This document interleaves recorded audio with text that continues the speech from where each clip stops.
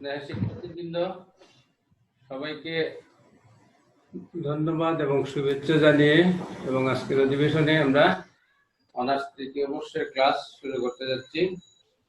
তো সবাইকে আমরা শুভেচ্ছা জানাই এবং ক্লাসের শুরুতেই আমি ধন্যবাদ এবং কৃতজ্ঞতা জানাই এই করোনাকালীন পরিস্থিতিতে আমাদের মোরারীচাঁদ কলেজের প্রশাসনের অধ্যক্ষ মহোদয় প্রফেসর মোহাম্মদ সালেহ আহমদ এবং উপাধ্যক্ষ মহোদয় প্রফেসর পান্না রানী রায়, শিক্ষক পরিষদের সম্পাদক জনাব প্রফেসর তানি চৌধুরী এবং আমাদের গণিত বিভাগের বিভাগীয় প্রধান প্রফেসর আনোয়ার হোসেন চৌধুরী, সবার প্রতি ধন্যবাদ এবং কৃতজ্ঞতা জানাই। এই পরিস্থিতিতে আমাদের শিক্ষা কার্যক্রম চলমান রাখবার উদ্দেশ্যে অনলাইন কার্যক্রম শুরু করার জন্য এবং এই অনলাইন ক্লাস পরিচালনা করতে যারা কারিগরি সহায়তা দিচ্ছেন সংশ্লিষ্ট সকলকে আন্তরিক ধন্যবাদ এবং কৃতজ্ঞতা জানাই। এবং তোমরা যারা এই দুর্যোগকালীন পরিস্থিতিতেও তোমাদের অধ্যয়ন অব্যাহত রাখার জন্য চেষ্টা চালাচ্ছ, সবাইকে ধন্যবাদ জানাই এবং সবাই নিরাপদ জীবনযাপন করো এই প্রত্যাশা করি। আমরা দীর্ঘকাল আসলে ক্লাস থেকে বিচ্যুত থাকতে পারবো না। মন্দের ভালো হিসেবে অনলাইন ক্লাসে আমরা যতটুকু পারি আমাদের পরিস্থিতি আমরা এগিয়ে নিয়ে যাব।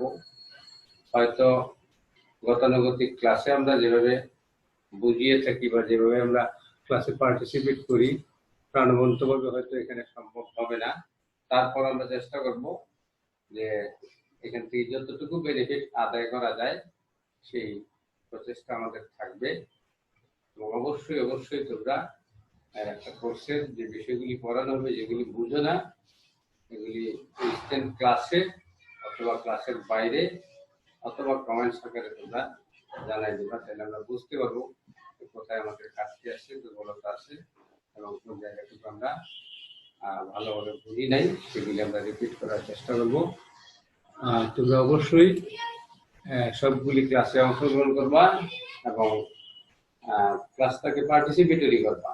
যদিও স্বাভাবিক ক্লাসের মধ্যে এটি সম্ভব হবে না, তারপর আমাদের চেষ্টা থাকতে হবে আমরা একটু হলেও যেন উপকৃত হই, তাইলে আমাদের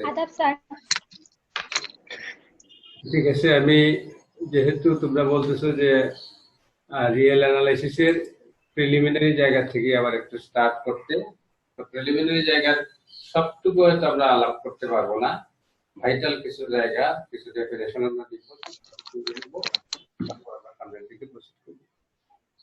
তো রিয়েল অ্যানালাইসিসে প্রিলিমিনারি যে বিষয়গুলি আমি আলাপ করছিলাম তার থেকে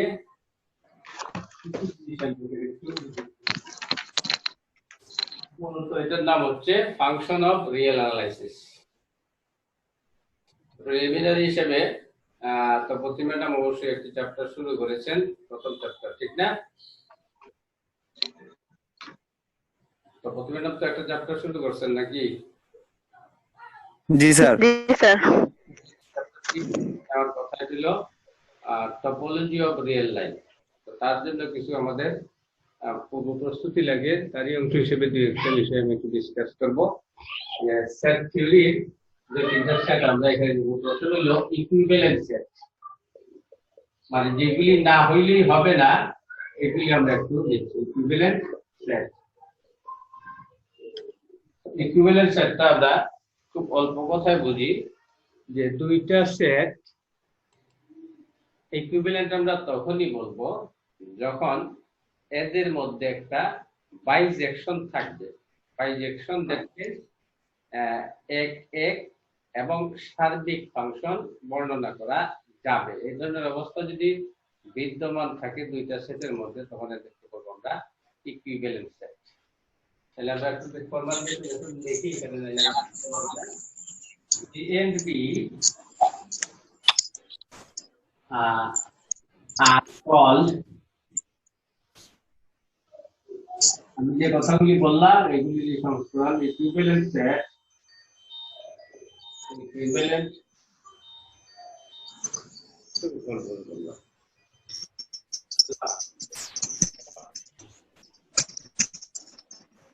আজ পরে আলাপ করবেন ক্লাস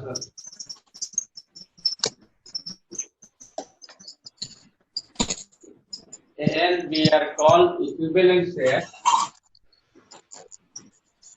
if there exists আমরা জানো এই চিহ্ন দিয়ে আমরা there exists বলি if there exists a bijection that is 1 1 and onto function from A to B এবং দুইটা এমন সেট হয় যাদের মধ্যে আমরা একটা একক এবং সার্বিক ফাংশন বর্ণনা করতে পারি তখন A এবং B কে বলা হবে ইকুইভ্যালেন্ট সেট। ডেফিনিশনটা ক্লিয়ার হয়েছে কিনা সবার? জি স্যার। সহজ কথায় দুইটা সেটের মধ্যে একক এবং সার্বিক ফাংশন বর্ণনা করা গেলে এটাকে বলা হবে ইকুইভ্যালেন্ট সেট। আমরা একটা एग्जांपल নিতে লিখি তবে एग्जांपल ধরো একটা সেট বললাম আমি ন্যাচারাল নাম্বার সেট 1 2 3 4 এগুলো একটা সেট বললাম ন্যাচারাল নাম্বার সেট আর বি একটা সেট বললাম আমরা অড ন্যাচারাল নাম্বার 1 3 5 এগুলো। তাহলে দেখো আমরা কি এখানে এ থেকে বি এর মধ্যে একটা বাইজেকশন বর্ণনা করতে পারি কিনা, অর্থাৎ তুমি এমন কোন সূত্র এখানে ডিরাইভ করতে পারবা কিনা যে সূত্রের আন্ডারে তুমি দিবা এ সেটের সদস্যগুলো এবং প্রত্যেকটা সদস্যের ইমেজ বের হতে হবে তোমার ডিফারেন্ট, তাইলে এটা হবে তোমার এক এক ফাংশন এবং ইমেজগুলি থাকতে হবে বি এর ভিতর, পাশাপাশি বি এর প্রত্যেকটা সদস্যই ইমেজ হিসেবে যেন হাজির হয়। এই ধরনের একটা ফাংশন তুমি যদি এখানে ডেসক্রাইব করতে পারো তবেই আমরা এই দুইটাকে বলবো equivalent set. A and B are equivalent is because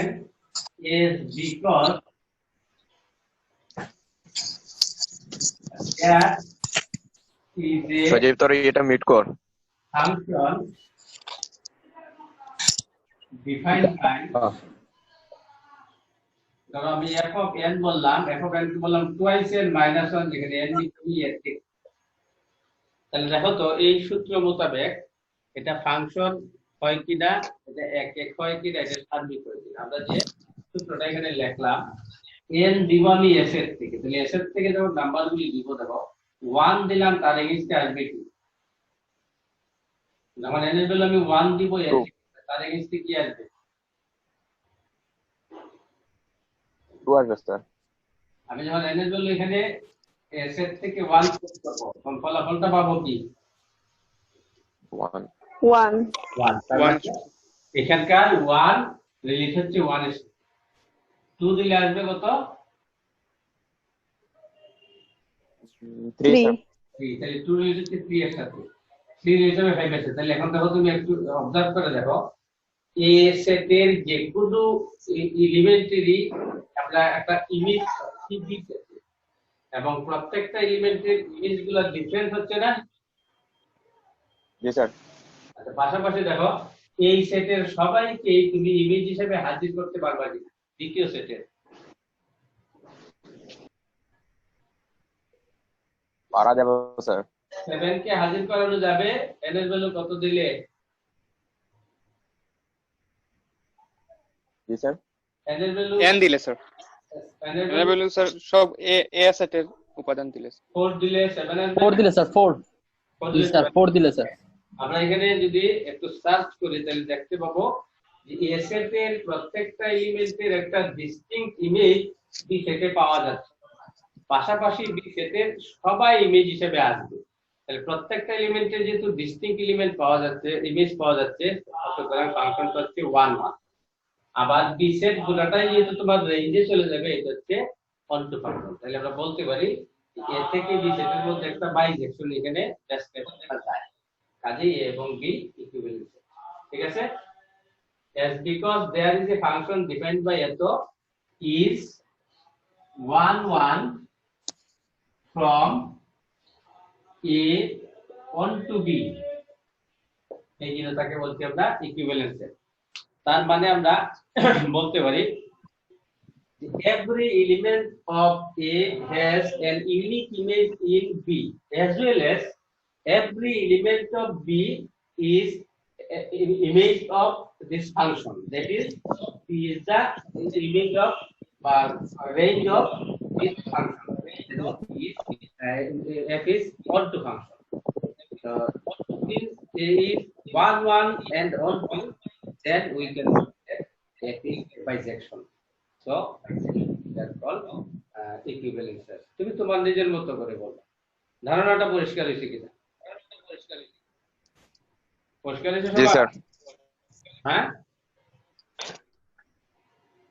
equivalent আমরা মানে এখানে যদি এমন কোন সদস্য পাই আমরা যেটা ইমেজে যাবে না, তাহলে ইকুইভ্যালেন্ট হবে না। আবার এখানকার কারো যদি আমি এখানে প্রতিচ্ছবি না পাই, তাহলে এটাকে ইকুইভ্যালেন্ট বলা যায়। প্রত্যেকটা ইমেজের এখানে রিলেট করা যায়, একটা 1 1 করেসপন্ডেন্স থাকতে হবে, তাহলে এটাকে বলবো আমরা ইকুইভ্যালেন্ট। তো মুছে দিই এটা, বুঝবো না? বুঝার কিছু থাকে বলো, তোমাদের বোঝার কিছু আছে? এই কনসেপশন ক্লিয়ার না করলে আমরা সামনে যেতে পারবো না। এটাকে আমি বুঝবো। জি স্যার, ক্লিয়ার ক্লিয়ার স্যার বুঝছি স্যার। এটার সূত্র ধরে আমরা সামনে ক্লিয়ার স্যার। এখন যেটা বুঝবো আমরা ডিনিউমারেবল সেট। ডিনিউমারেবল বা এটাকে বলা হয় ইনিউমারেবল সেট। ডিনিউমারেবল বা ইনিউমারেবল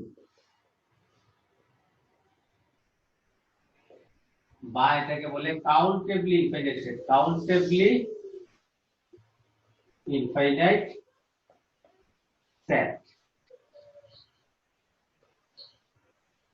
এটার বাংলা ধারা হচ্ছে গণনীয় সেট। গণনীয় সেট বলতে এই সেটটার উপাদান সংখ্যা আমরা চাইলে একটা নির্দিষ্ট লেভেল পর্যন্ত গণনা করতে পারবো, গণনার যোগ্য সেট।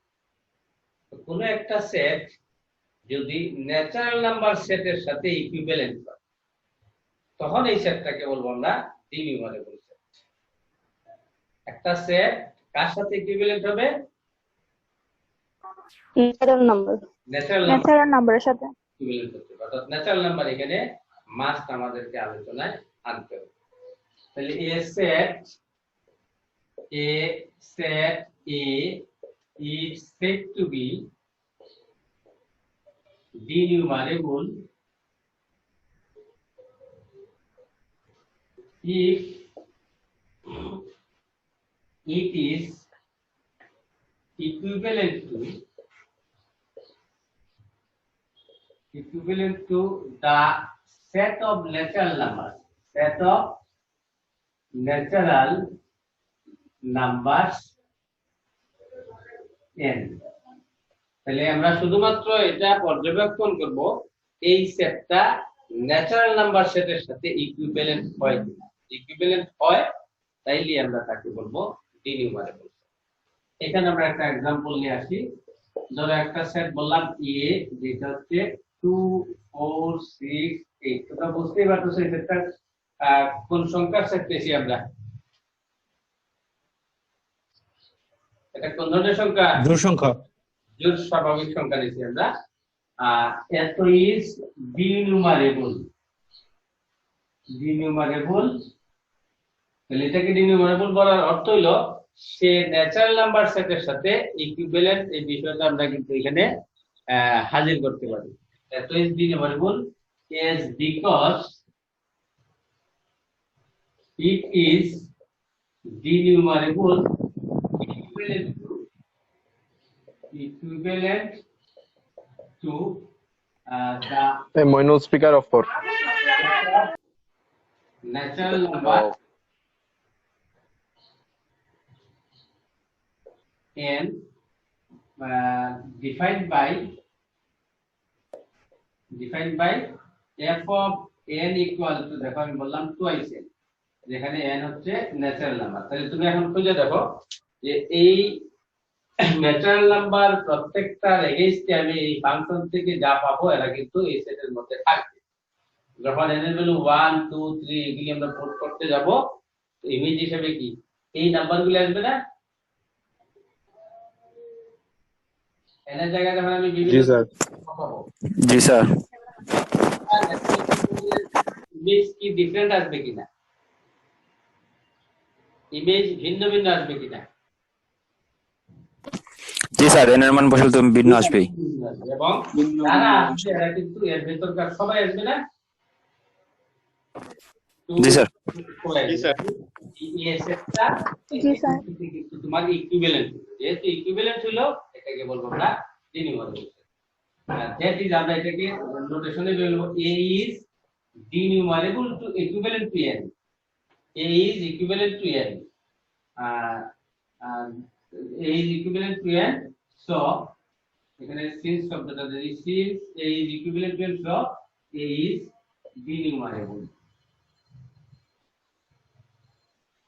আর এখন তোমরা আমাকে বলো যে এই সেটটা কি ফাইনাইট হবে না ইনফাইনাইট হবে? আমি যদি এই ফাংশনটা এখানে এক্সিকিউট করাতে চাই তাহলে এটা কিন্তু ফাইনাইট হলে চলে না, কারণ ইনফাইনাইট হতে হবে স্যার। n সেটটা কি একটা ন্যাচারাল নাম্বার সেটটা কি একটা ইনফাইনাইট সেট না? জি স্যার। ইনফাইনাইট সেট যেহেতু তার প্রত্যেকের ইমেজ যেহেতু ডিফারেন্ট আসতে হবে, তাহলে তার ইমেজের নাম্বার হবে ইনফাইনাইট। ইনফাইনাইট যেহেতু হবে এই সেটটা ফাইনাইট হওয়া চলবে না। তাহলে এখানে একটা বিষয় পরিষ্কার, ডিনিউমারেবল সেট অলওয়েজ কি ইনফাইনাইট সেট। এটা একটা রিমার্ক হিসেবে লিখবা, ডিনিউমারেবল সেট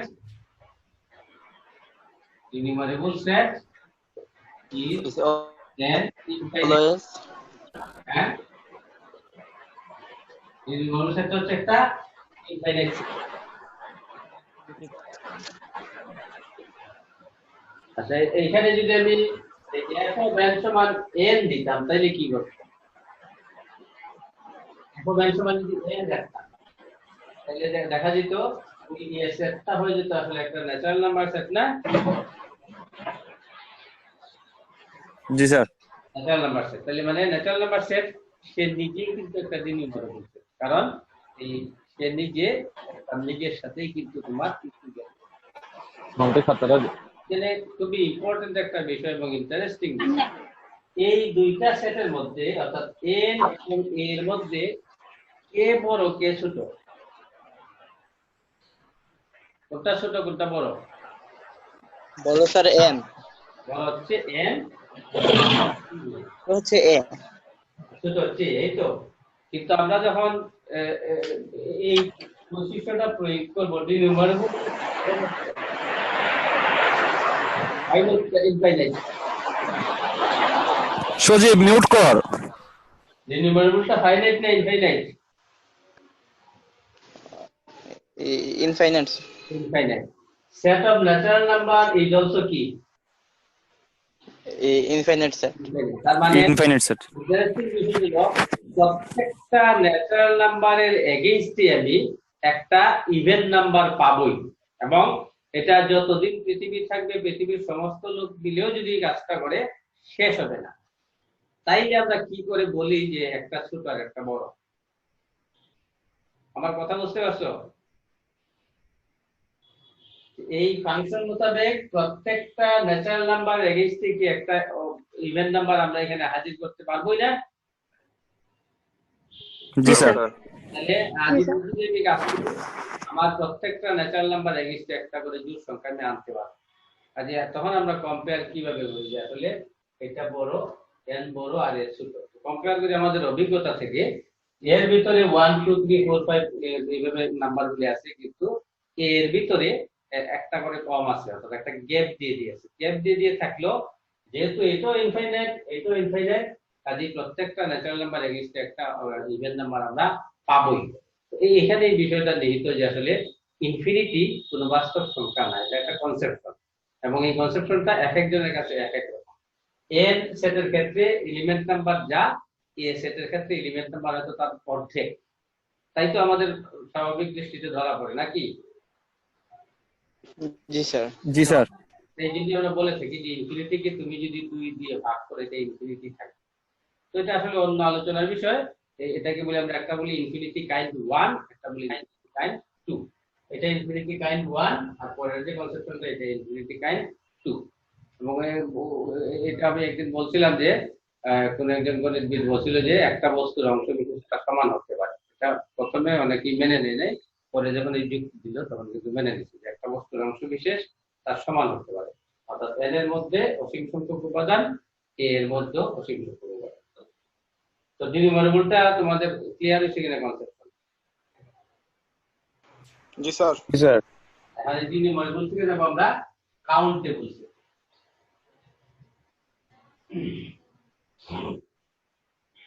কাউন্টেবল সেট হবে যদি একটা সেটের সদস্যগুলোর সংখ্যা সীমিত হয় অথবা সে ডিনিউমারেবল হয়, অর্থাৎ n এর সাথে ইকুইভ্যালেন্ট হয়, তখন এই সেটটাকে বলবো আমরা কাউন্টেবল।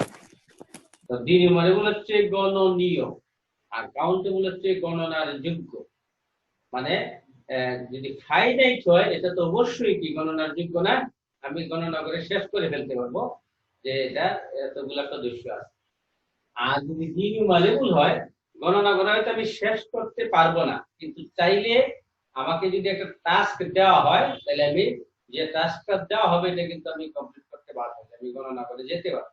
যেমন 2 4 6 এইভাবে তোমার ধরো 2 লাখ পর্যন্ত কতগুলি সংখ্যা আছে আমরা গণনা করতে পারবো না। 2 4 6 এইভাবে যদি একটা সেটের নাম্বারগুলি থাকে এবং যদি আমাকে বলা হয় 2 লাখ পর্যন্ত কতগুলি সদস্য আছে আমি গণনা করে বের করতে পারবো কিনা? জি স্যার, জি স্যার, বের করা যাবে। তারপর আমাদের 3 6 9 12 এইভাবে দেওয়া আছে, ধরো 2 কোটি পর্যন্ত দেওয়া আছে, তাহলে আমরা কি গণনা করে বের করতে পারবো না কতগুলি আছে? জি স্যার। তাহলে এটা কি বলা হচ্ছে গণনার যোগ্য। শেষ করা যাচ্ছে না, বাট আমি চাইলে একটা নির্দিষ্ট লেভেল পর্যন্ত গণনা করে উত্তর দিতে পারবো। তো এই ধরনের সেটকে বলবো আমরা কাউন্টেবল সেট। অর্থাৎ if a set is either finite or denumerable that is equivalent to n, then such type of set is called countable set. Countable set.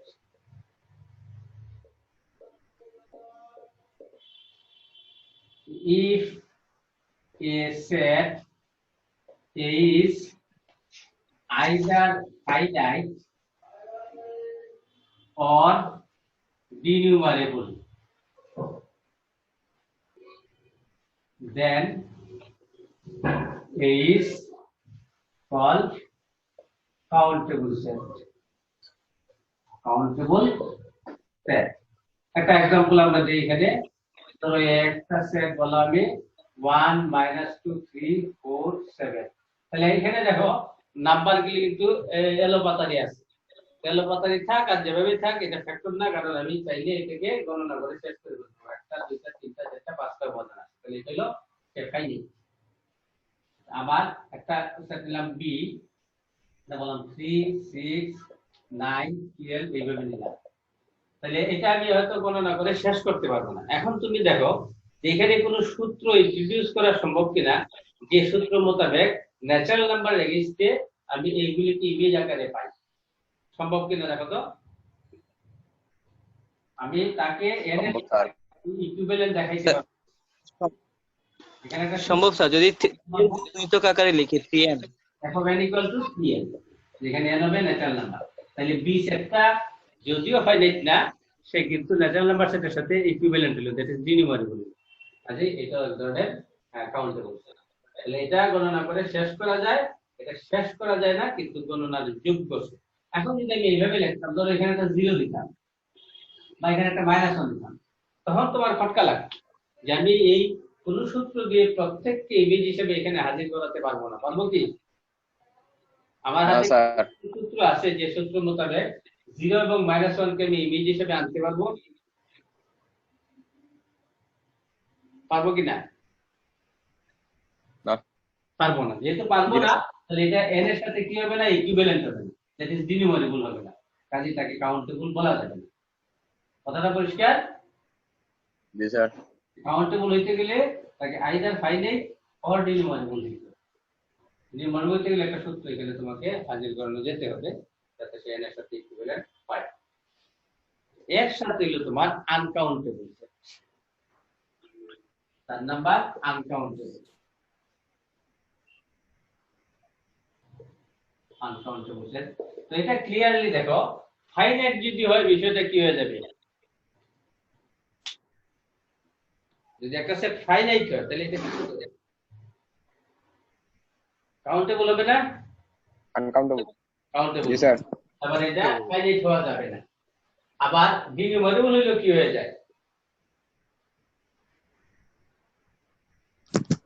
ডিনিউমারেবল হইলো কি কাউন্টেবল হয়ে যায় না? কাউন্টেবল হয়ে যাবে। তাহলে it is neither finite nor denumerable, then it is called uncountable. That is, which is not countable. A set which is not countable. A set which is not countable. That is neither finite nor denumerable.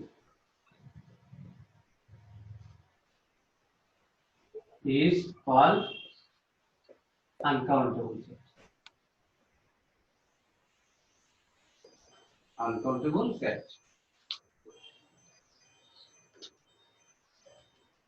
হ্যাঁ, দুইটা। হ্যাঁ।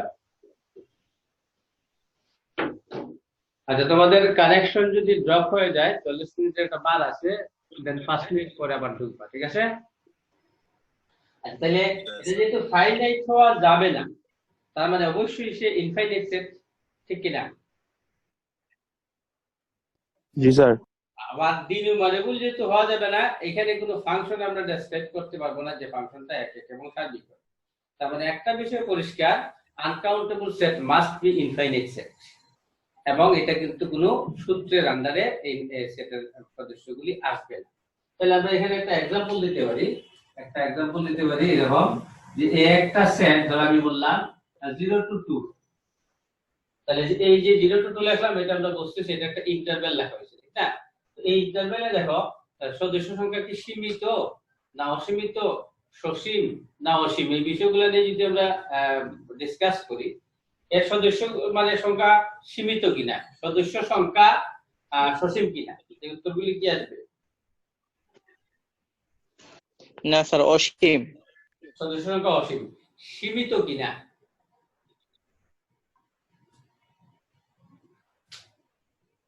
বাস্তব সংখ্যা জি sir, সীমিত। সীমিত, কারণ 2 এর বেশি না, আবার 0 এর চেয়ে কম না। সীমিত, অসীম, সসীম এগুলোর মধ্যে কিন্তু ডিফারেন্স আছে, এগুলো যেন আমরা বুঝি। তাহলে এই সেটটা লিমিটেড সেট, কিন্তু তার মধ্যে ইনফাইনাইট নাম্বার অফ মেম্বার আছে। কাজেই এটাকে আমরা আনকাউন্টেবল বলতেছি। আমি চাইলে 0 to 2 এর মধ্যে কতগুলা বাস্তব সংখ্যা আছে গণনা করে কিন্তু শেষ করতে পারবো না একটা বিষয়। আবার এগুলা কিন্তু কোনো সিস্টেমের মাধ্যমে আনতে পারবো না, কারণ এর মধ্যে অসংখ্য মূলদ সংখ্যা যেমনি আছে, অসংখ্য অমূলদ সংখ্যা আছে। এই সবকিছুকে কিন্তু আমি একটা সিস্টেম মোতাবেক বের করতে পারবো। এই জন্য এটা একটা uncountable set. Uncountable set is always infinite, always infinite. তো এখানে বেশ কয়েকটা থিওরি আছে, আমি দুইটা থিওরি তোমাদেরকে আগে পড়াইছিলাম। আমি সব থিওরিও তো দিতে পারবো না, আমি ছোট্ট একটা থিওরি নেই যে বাস্তব সংখ্যার সেট কাউন্টেবল নাকি আনকাউন্টেবল, এটা আমরা একটু প্রমাণ করার চেষ্টা করি। একটা জিনিস মনে রাখবা যে কোনো একটা সেট যদি তোমার কাউন্টেবল হয়, তার সাবসেটটাও কি হবে? কাউন্টেবল হবে। কাউন্টেবল হবে। কাউন্টেবলের মধ্যে একটা বৈশিষ্ট্য আছে, সে ফাইনাইট অথবা ডিনিউমারেবল। তো ফাইনাইট যদি হয়, তার সাবসেটটাও আমি কাউন্ট করতে পারবো। তাহলে একটা নোট এখানে লিখতে হবে যে any subset of a countable set is also countable. এই নোটগুলো তোমরা নিও, কিন্তু এগুলো খুব গুরুত্বপূর্ণ। আচ্ছা, আবার হলো যে কোনো তোমার ইন্টারভ্যাল বা যে কোনো তোমার ব্যবধি সবসময় কিন্তু infinite set. every interval is an infinite set. প্রত্যেকটা ইন্টারভ্যালই ইজ এন ইনফাইনাইট সেট, প্রত্যেকটা ইন্টারভ্যালই হচ্ছে infinite set, but the converse is not always true, অর্থাৎ every infinite set need not to be an interval. কথাটা পরিষ্কার কিনা? যেমন ধরো 0 to 2 এটা একটা ইনফাইনাইট সেট, আবার আমি যদি বলি তোমার যে 1 2 3 4 এইভাবে দিতে থাকলাম, মানে এটা সেট অফ ন্যাচারাল নাম্বার, এটা তো ইনফাইনাইট সেট, ঠিক না? জি স্যার। কিন্তু এটাকে কি আমরা ইন্টারভ্যাল বলতে পারবো? না না sir. Sir.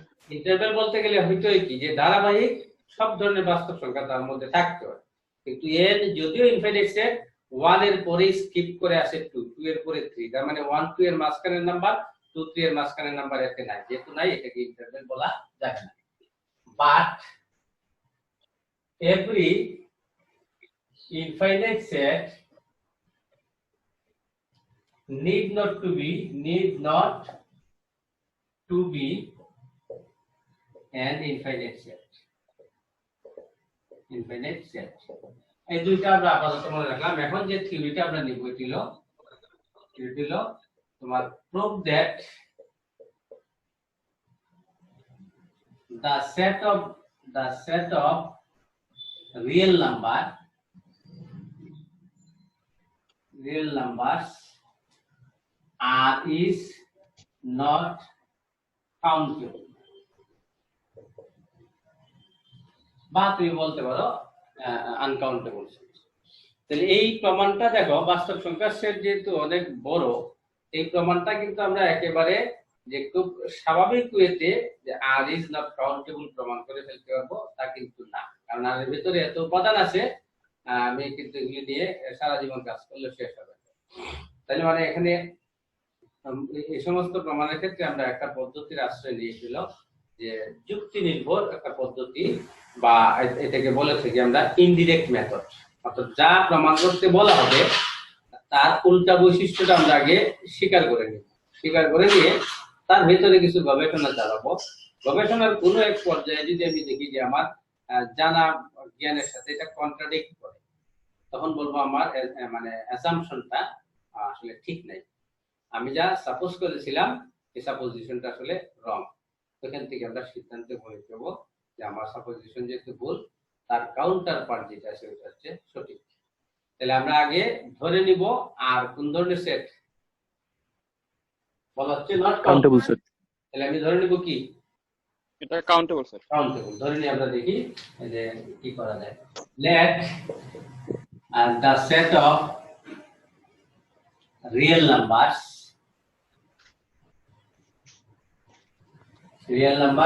are is countable। এখন আমার গবেষণার বিষয় হলো আমি তার একটা সাবসেট আমি অনুমান করব।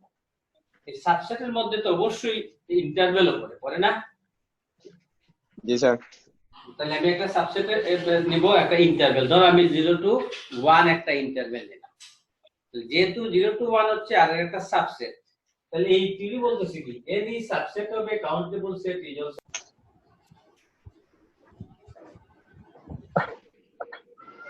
একটা বিরতির পর আবার আসলাম, ওখানে যেটা বলতেছিলাম আমরা যে আর is not countable.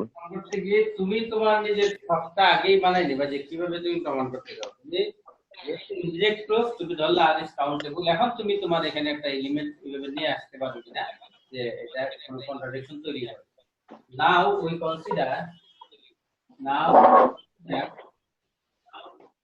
Consider a subset 0 to 1 of R which is an interval।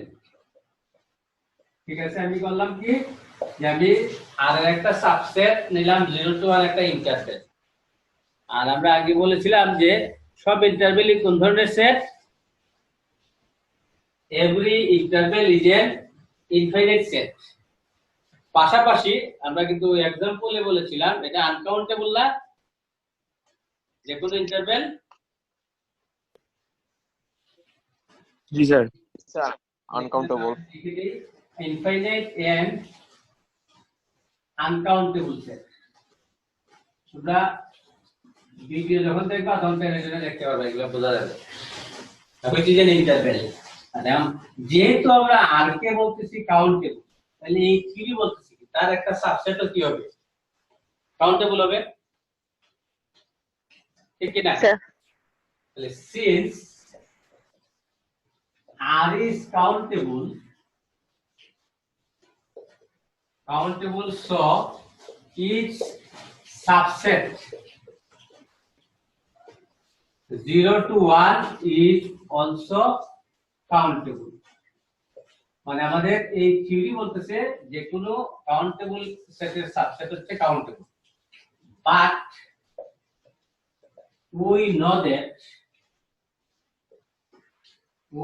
that every interval is uncountable. তাহলে এখন দেখো আমি কন্ট্রাডিকশনে পড়লাম কিনা। আর কে আমি কাউন্টেবল ধরে তার একটা সাবসেট নিলাম, তাহলে এই থিওরি বলতেছে সাবসেটটাও কাউন্টেবল, কিন্তু আমাকে এটা বলতেছে এভরি ইন্টারভ্যাল ইজ আনকাউন্টেবল। তাহলে আমি কন্ট্রাডিকশনে পড়লাম কিনা, একটা অ্যানামালি তৈরি হলো কিনা, একটা বিতর্ক এখানে তৈরি হলো কিনা। জি স্যার, বিতর্ক স্যার। যেহেতু তৈরি হলো, আমাদের এই সাপোজিশনটা আসলে ঠিক নাই। which so we arrive at a contradiction.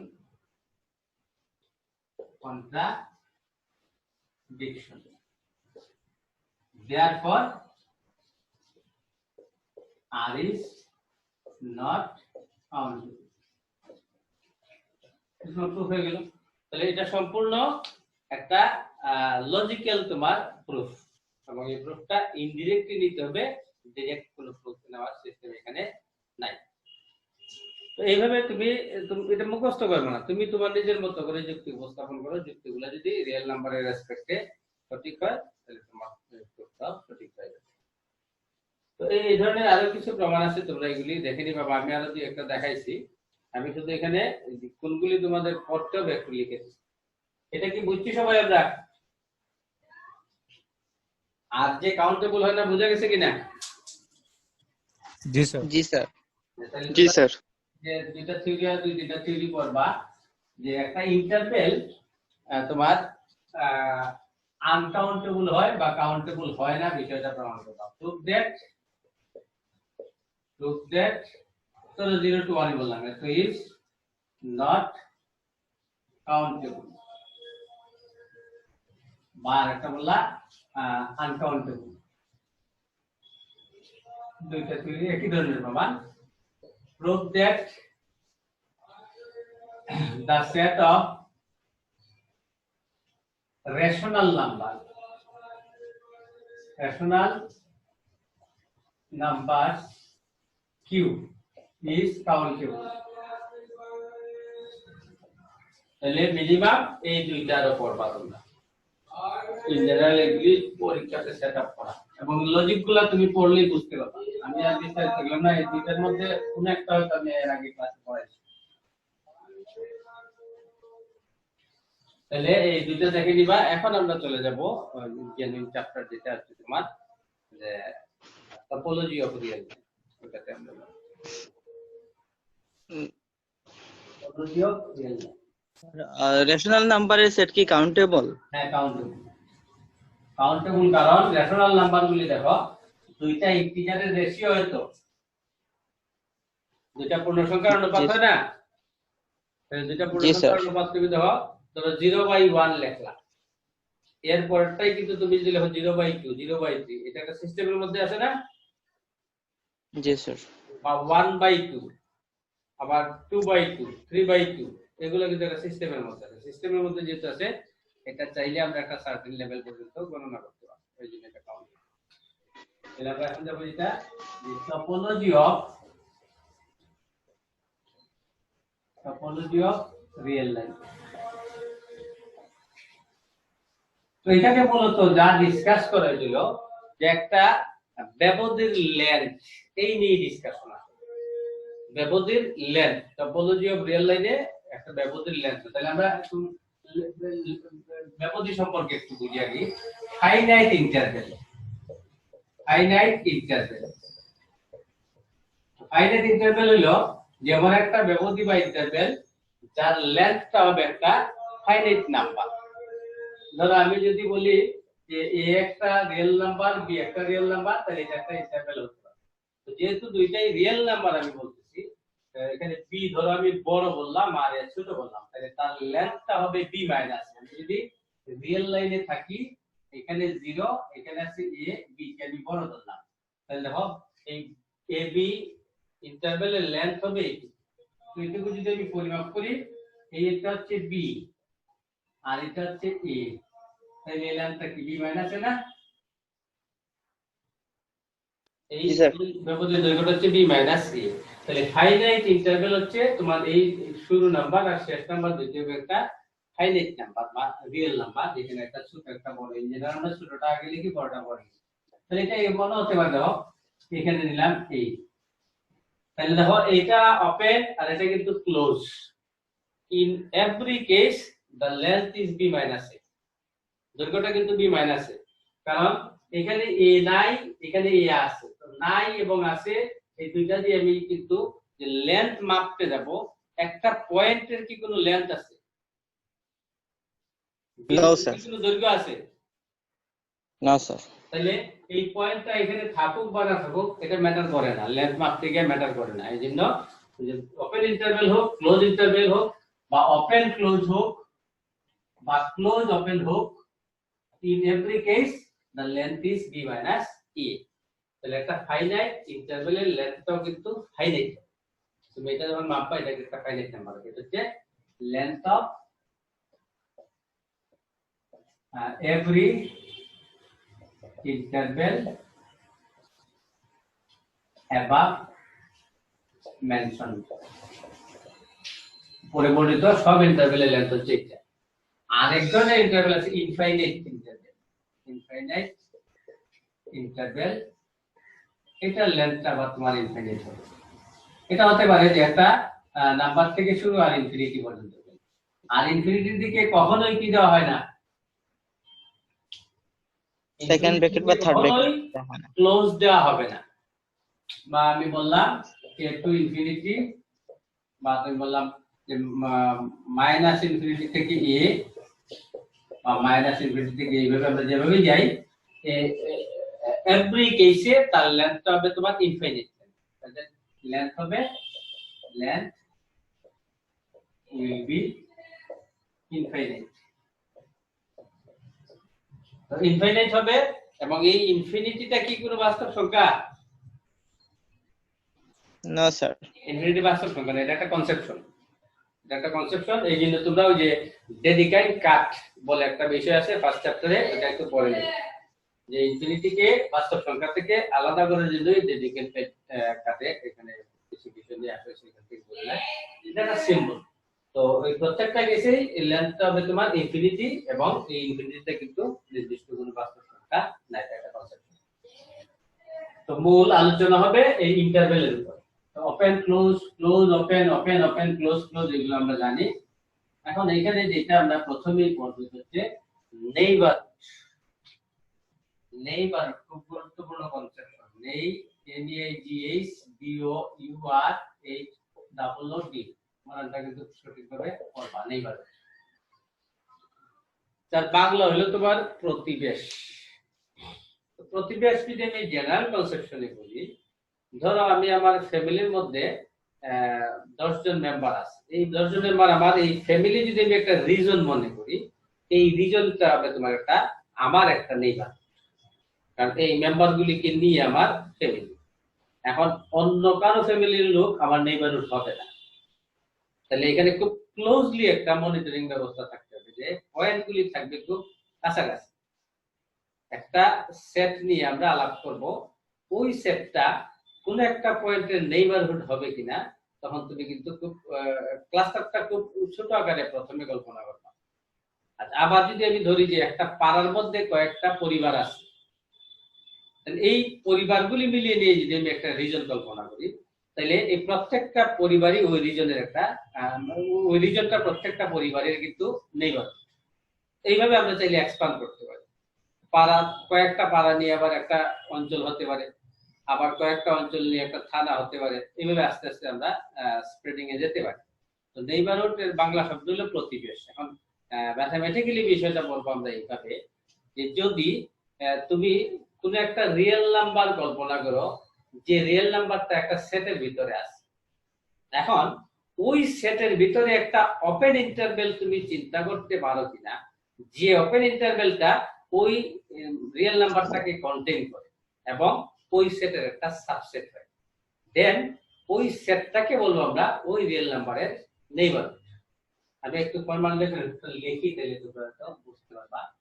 A non-empty subset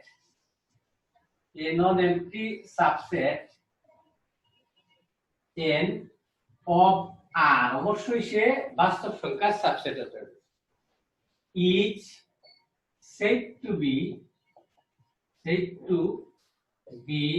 a neighborhood।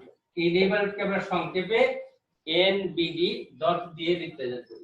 Neighborhood of x0 which is also a real number, neighborhood of x0 if there exists an open interval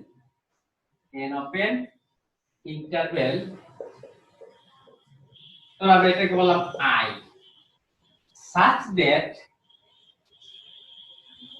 x0 টা থাকবে I এর মধ্যে, যে আইটা হলো কিন্তু open interval এবং এই ওপেন ইন্টারভ্যালটা হবে তোমার n এর সাবসেট। তাহলে দেখো আমার কথাটা এখন মিলে কিনা। ওই সেটের ভিতরে একটা ওপেন ইন্টারভ্যাল চিন্তা করা যায় কিনা, যে ওপেন ইন্টারভ্যালটা এই x0 কে কন্টেইন করে। যদি কন্টেইন করে তাহলে আমি এই n কে বলবো x0 এর নেইবারহুড। ক্লিয়ার হচ্ছে কিনা কথাটা? এখানে চিন্তা করার কিন্তু সুযোগ আছে। তুমি একটা সেট কল্পনা করো, সে একটা সেট আমি নিলাম 2 to 4। এখন তাকে আমি একটা নাম্বারের নেইবারহুড বলবো কিনা, একটা রিয়েল নাম্বার, ধরো রিয়েল নাম্বারটা আমি বললাম x0 = 1। তাহলে তুমি এখন কি এখানে কোনো ওপেন ইন্টারভ্যাল চিন্তা করতে পারো কিনা, যে ওপেন ইন্টারভ্যালের মধ্যে 1 থাকবে এবং ইন্টারভ্যালটা হবে তার সাবসেট? তোমার চিন্তা জগতে এই ধরনের ইন্টারভ্যাল আনা যাবে কিনা? একটু তোমরা রেসপন্স করো, মানে পার্টিসিপেট করো। আমি কি কোনো ওপেন ইন্টারভ্যাল এখানে জি স্যার। যে ওপেন ইন্টারভ্যাল 1 কে কন্টেইন করে এবং ইন্টারভ্যালটা তার সাবসেট হয়, পাবো কিনা? জি স্যার, পাবো স্যার।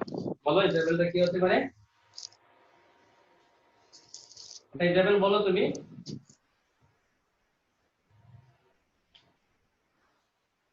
ওপেন ইন্টারভ্যাল এর মাঝখান থেকে একটা ওপেন ইন্টারভ্যাল বের করে নিয়ে আসো। 2 to 3 একটা ওপেন ইন্টারভ্যাল তার ভিতরে আছে না? জি স্যার। তাহলে আর ভিতরে যেটা আছে সেটা সাবসেট হয়ে গেল। মানে সে কি 1 কে কন্টেইন করে? No sir. জি না স্যার। জি না স্যার। করে? জি না স্যার। তাহলে আমি কি এই সেটটাকে 1 এর নেইবারহুড বলতে পারবো? না স্যার। না। না স্যার। এখন এখানে 2.5 বলি, হইব স্যার। সম্ভব স্যার। সম্ভব না? তাহলে বোঝা গেল জি, তো জি স্যার। একটা সেট কোন একটা রিয়েল নাম্বারের নেইবারহুড হবে কিনা এটা কিভাবে আমরা চেক করব? বোঝা গেল? জি স্যার। জি স্যার। তাহলে এই ধরনের বিষয় নিয়ে আমরা নেইবারহুড পাবো। তাহলে এখানে একটা एग्जांपल দিই আমরা। না আমি বললাম 1 to 2 is a neighborhood of 0.5, সম্ভব না? জি স্যার। তাহলে তুমি 0.5 কে কন্টেইন করে এখানে একটা ওপেন ইন্টারভ্যাল তুমি চিন্তা করতে পারবা, পারবা?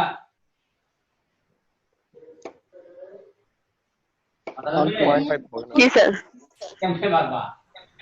0.5 হবে না স্যার। 0.5 তার তো ভিতরে স্যার, নাই।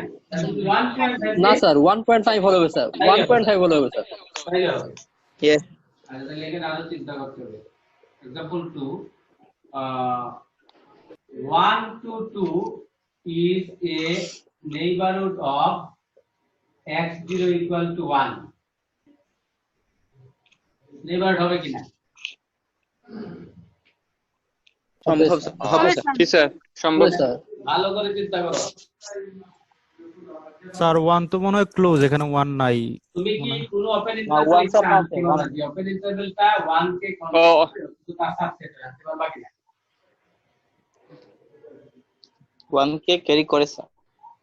অন্ত 1 কে One তো কন্টেইন করে কোনো ওপেন ইন্টারভেল আনতে পারবা কিনা? তুমি যদি একটা ওপেন ইন্টারভেল আনতে চাও, ধরো তুমি 1 to 2 আনলা, এটা একটা ওপেন ইন্টারভেল যে তার সাবসেট, তার ভিতরে কি 1 আছে? হ্যাঁ স্যার। No, নাই, তাহলে এটাকে নেইবারহুড বলা যাবে না। তো ইজ নট, তো is not neighbourhood of x is equal to 1 is sir বুঝি নাই sir. and as because there cannot be in an open interval which is subset of 1 to 2 containing x0 equal to 1. তাহলে এইভাবে তোমাকে চিন্তা করতে হবে যে ওই নাম্বারটাকে কন্টিনিউ করা লাগবে এবং এই ওপেন ইন্টারভ্যালটা তার সাবসেট হবে। আরেকটা নিলাম एग्जांपल 3।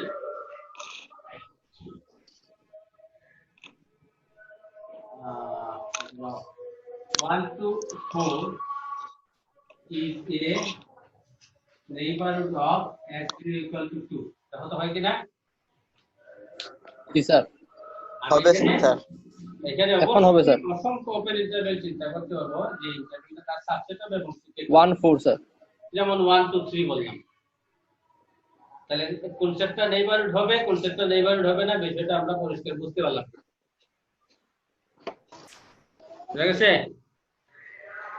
জি স্যার। এই টাইপের নেইবারহুড এটা হচ্ছে in broad sense.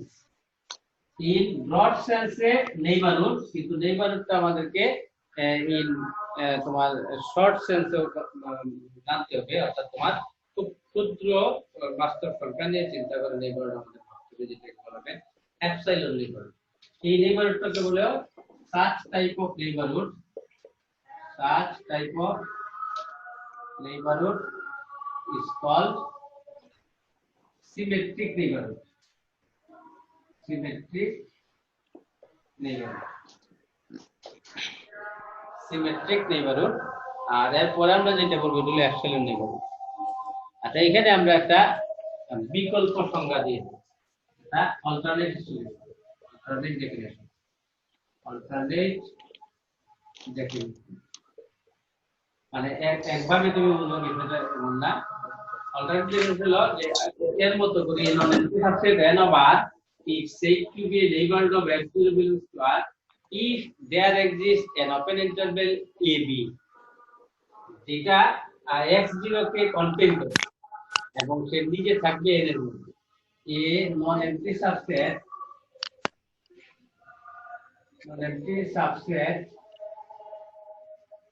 n of r is called neighborhood of x0 belongs to r if I double f, if and only if যেটা, if there exists an open interval ab, আগে বলছিলাম I আর এখন বলতেছি এভাবে interval d ab contained in n, অর্থাৎ এই ইন্টারভ্যালটা থাকবে n এর ভিতরে, n containing x0, অর্থাৎ সে থাকবে n এর ভিতরে কিন্তু নিজে কন্টেইন করবে x0, is called neighborhood of x0। তাহলে এই দুইটাই মানে একই ধরনের কনসেপচুয়াল নেইবারহুডের, কিন্তু দুইটা ভিন্ন ইন্টারভ্যালের আমরা ইউজ করলাম। এখানে ইন্টারভ্যালটার নাম দিচ্ছি i, আর এখানে ইন্টারভ্যালটা সরাসরি ফিজিক্যালি আমরা এখানে নিয়ে আসি। that is if there exists an open interval open interval AB such that দেখো x0 থাকবে AB এই ওপেন ইন্টারভ্যালের মধ্যে এবং সে থাকবে n এর সাথে একই কথা ঘুরে ফিরে বলার কি শুধু ইন্টারভ্যালটাকে চেঞ্জ তাহলে এইভাবে তুমি কনসেপ্টটা নেইবারহুড হয় না এই বিষয়টা জানবেন তোমরা কি আরো কিছুক্ষণ পড়বা না শেষ করে দিবা আদান পড়লো যেহেতু কি করবো স্যার আজকে শেষ করে দে আজকে শেষ করে দিব আচ্ছা ঠিক আছে যেহেতু আজান পড়ে গেল নামাজ পড়তে হবে এই জন্য আমরা ক্লাসটা বাড়াইলাম না তো যারা এই ক্লাসে যোগদান করলা সবাইকে অসংখ্য ধন্যবাদ জানিয়ে এবং আবারও এমসি কলেজ প্রশাসন এবং কলেজ বিভাগের প্রতি কৃতজ্ঞতা জানিয়ে আমরা আজকে অধিবেশন এখানে সমাপ্ত করলাম তো যদি সুস্থ থাকি প্রতি রবিবারে আমি একটা ক্লাস নিব আর আমার একটু শারীরিক অসুস্থতা আছে তোমরা জানতে পারবা যদি আমি আগামী রবিবার ক্লাস নিতে না পারি তাহলে এটা আগে তোমাদের জানানো হবে ইন দ্যাট কেস ক্লাসটা নেবেন প্রতি ম্যাডাম তো সবাই ভালো থাকো নিরাপদ থাকো সবার সুস্থতা কামনা করে আজকের মতো এখানে